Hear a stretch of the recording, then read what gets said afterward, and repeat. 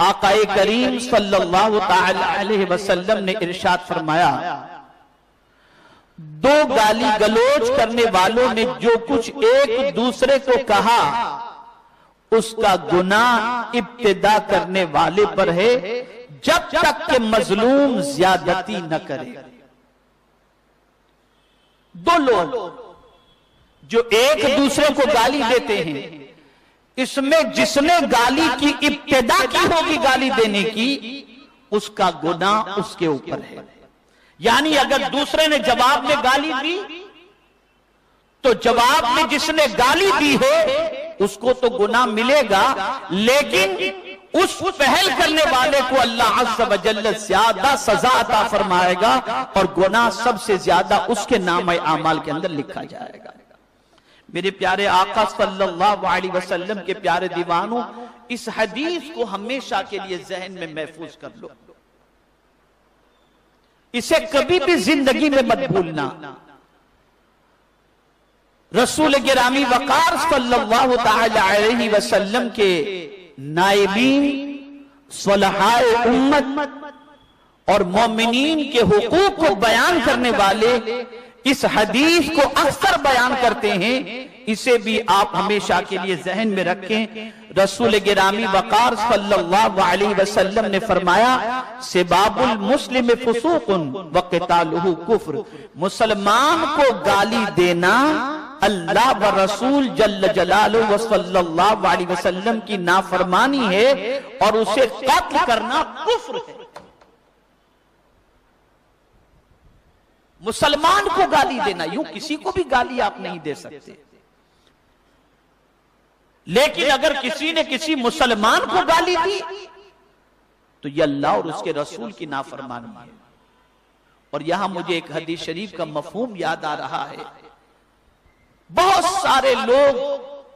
اس حدیث کو ذہن میں نہیں رکھتے یا اس کے مفہوم کو ذہن میں نہیں رکھتے، اور ناواقفیت کی بنیاد پر آج بہت سارے کاروباری لوگ اپنے ملازمین کے حوالے سے یہ کہتے ہیں کہ مولانا جب تک کہ اس کو گالی نہ دو اس کی سمجھ میں بات ہی نہیں آتی، گالی کے بغیر کام نہیں چلتا۔ لیکن فرمایا گیا جب کوئی بندے مومن گالی بکتا ہے تو وہ اللہ کی نظروں سے گر جاتا ہے۔ اب آپ مجھے بتائیے،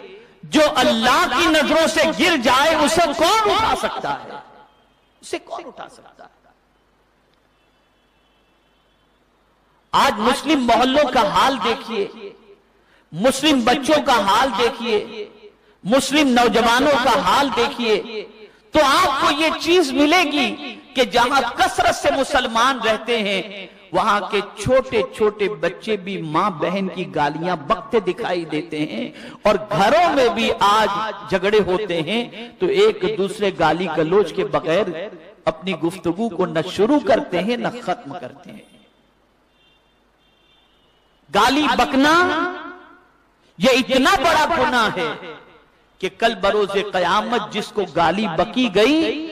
اس کے نام اعمال کے اندر بندے کی نیکیوں کو منتقل کر دیا جائے گا، اور بندہ کل بروز قیامت اس حال میں اللہ کی بارگاہ میں آئے گا کہ وہ مفلس ہوگا۔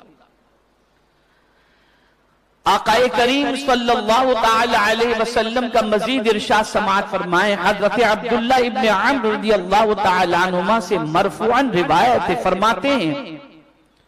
کہ مسلمان کو گالی دینا خود کو تباہی میں ڈالنے کے قریب ہے۔ یعنی اگر کوئی شخص کسی مسلمان کو گالی دیتا ہے